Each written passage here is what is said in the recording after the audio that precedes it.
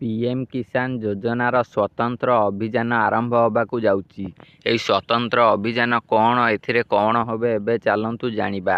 ଗ୍ରାମାଞ୍ଚଳ ଓ ସହରାଞ୍ଚଳର ସମସ୍ତ ବର୍ଗର ଭୂମିଧାରୀ ମାନେ କ୍ଷୁଦ୍ର, ନାମମାତ୍ର, ମଧ୍ୟମ ଓ ବୃହତ ସମସ୍ତ ଚାଷୀ ଭାଇମାନେ ଚାଷୀ ଏହି ପ୍ରକ୍ରିୟାରେ ସାମିଲ ହେବେ। ଏହି ଅଭିଯାନରେ ସମସ୍ତ ଚାଷୀ ସାମିଲ ହେବେ। କ୍ଷୁଦ୍ର, ନାମମାତ୍ର, ବୃହତ, ମଧ୍ୟମ ସମସ୍ତେ ଏଥିରେ ସାମିଲ ହେବେ।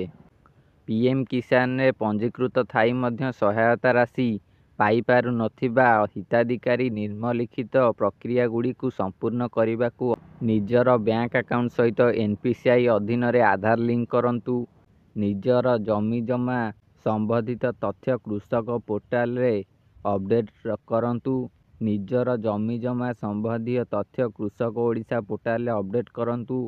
ନିକଟସ୍ଥ ଜନସେବା କେନ୍ଦ୍ର, ଗ୍ରାମ ନୋଡାଲ ଅଧିକାରୀଙ୍କ ଦ୍ୱାରା ନିଜର ପିଏମ୍ କିଷାନ ପୋର୍ଟାଲକୁ ଯାଇ ନିଜର KYC ସମ୍ପୂର୍ଣ୍ଣ କରନ୍ତୁ।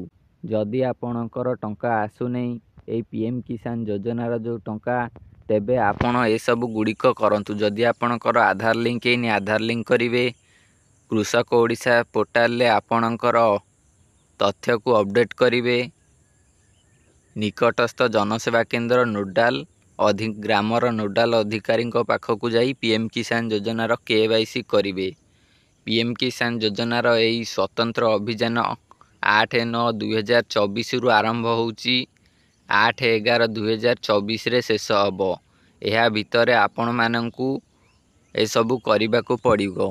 ଯୋଗ୍ୟ ହିତାଧିକାରୀ 8 ନଭେମ୍ବର 2024 ମଧ୍ୟରେ ନିକଟସ୍ଥ ଜନସେବା କେନ୍ଦ୍ରକୁ ଯାଇ ନିଷ୍କର୍ଷରେ ପଞ୍ଜୀକରଣ କରାଯାଇପାରିବେ।